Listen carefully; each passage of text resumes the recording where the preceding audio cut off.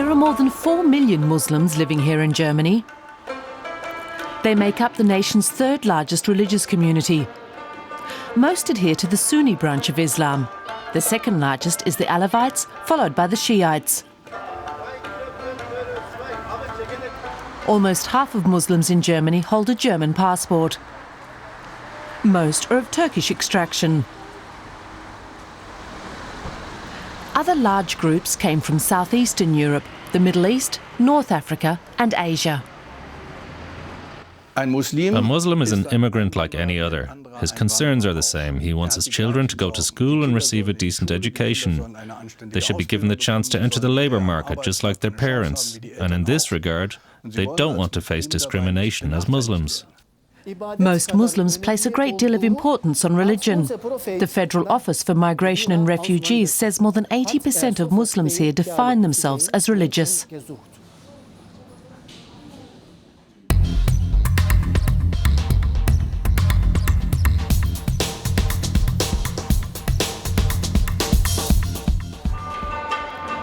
Freedom of religion is guaranteed by the Constitution of the Federal Republic of Germany.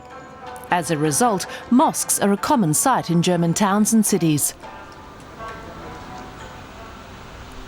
The oldest surviving Islamic house of worship in Germany is in the Berlin district of Wilmersdorf. The foundation stone of the Ahmadiyya Mosque was laid in 1924.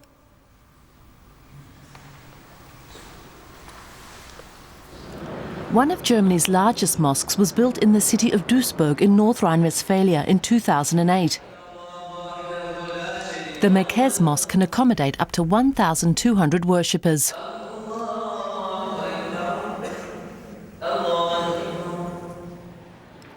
A community centre that is open to all, including non-Muslims, is so far the only one of its kind in Germany.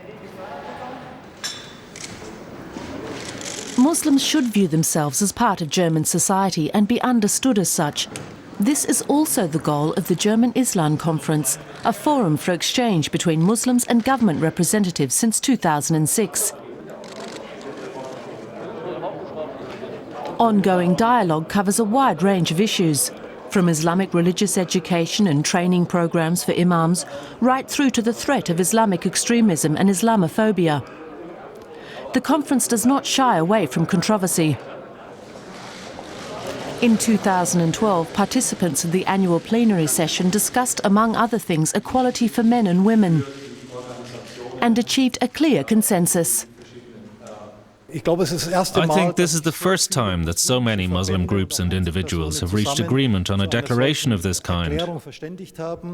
And this declaration aims to make it clear that domestic violence and forced marriage are not the product of religious influence, but that they are based on traditionalist, patriarchal structures in countries of origin and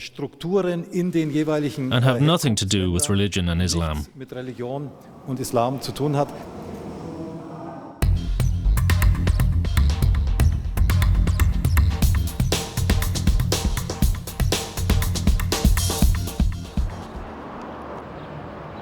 That Muslim women are often regarded as oppressed is something that Frankfurt attorney Gülnur Halat-Mek wants to change. She aims to inspire young female Muslims by example. Her parents originally came to Germany as guest workers from Turkey. Gülnur was the first Turkish girl in her school to graduate from high school and went on to study law. Well, the most important thing for me is that young people, and primarily young girls, are able to develop their personalities. That it should be a matter of course that young people take part in swimming lessons, school trips and sports instruction. This has to be anchored within families. In 2010, Gülnur joined forces with like-minded Muslim women to form the network Frankfurt Progressive Women's Action Group, which campaigns for better educational opportunities for Muslim girls.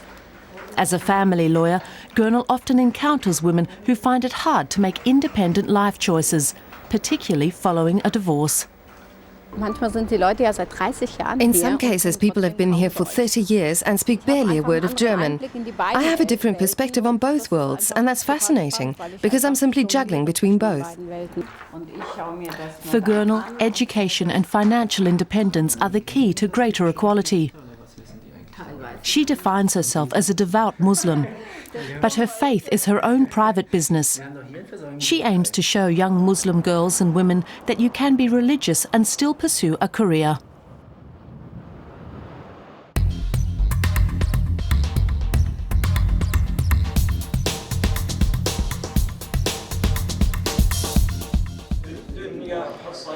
Imams and religious education teachers can be key mediators in the integration process. Some 2,100 imams provide religious instruction at more than 2,300 mosques in Germany. But almost all of these clerics receive their training in Islamic countries. Most spend just a few years in Germany without any attachment to the country or its people, and often with no previous knowledge of German. This was the experience of Ahmed Sami, who came to Bochum from Morocco in 2002. The language was very important to me, because I didn't understand a word. I only heard expressions, but had no idea what they meant. The culture and the society were also quite new to me. But if imams are not integrated themselves, how can they facilitate the integration of community members? Imams should be bridge builders and not encourage cultural segregation. That's why, in my view, they can also conduct their training in Germany and be socialized in the country where they will eventually work, within their community. It is now possible to pursue a degree course in Islamic religious education at several German universities. The universities of Osnabrück and Münster have also set up a joint centre for Islamic theology.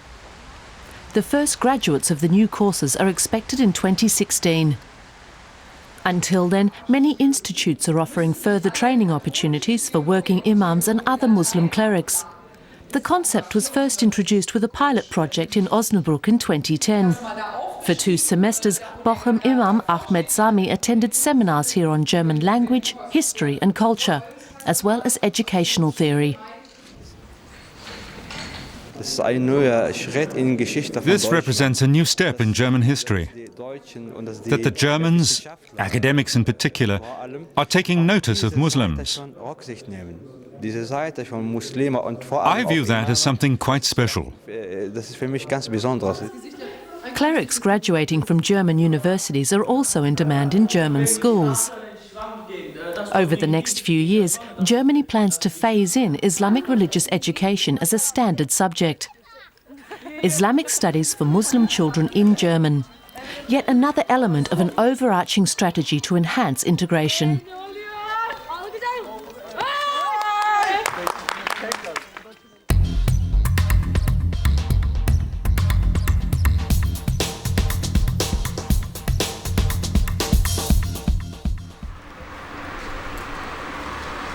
Türken Tatabas shops for the evening meal. During the Islamic fasting month of Ramadan, Muslims must observe a strict vow of abstinence from dawn to dusk. In Germany, where all non-Muslims eat during the daytime as usual, this presents the Tatabas family with a particular challenge. Of course, it's easier for the family to observe the fast at home, rather than at school or in the workplace. Ramadan is also an opportunity to spend more time together and iron out any family conflicts. Selamun aleyküm.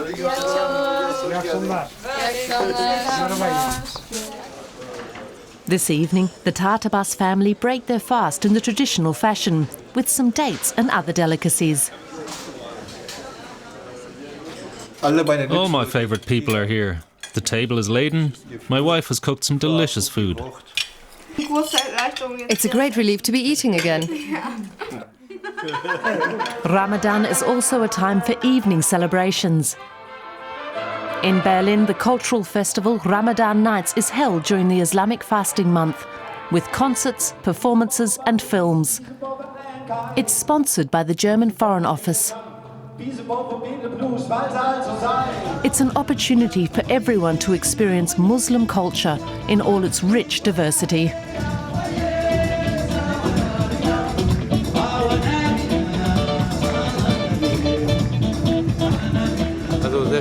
That was really cool. Great music, really wild. Vive le Ramadan et vive les nuits du Ramadan.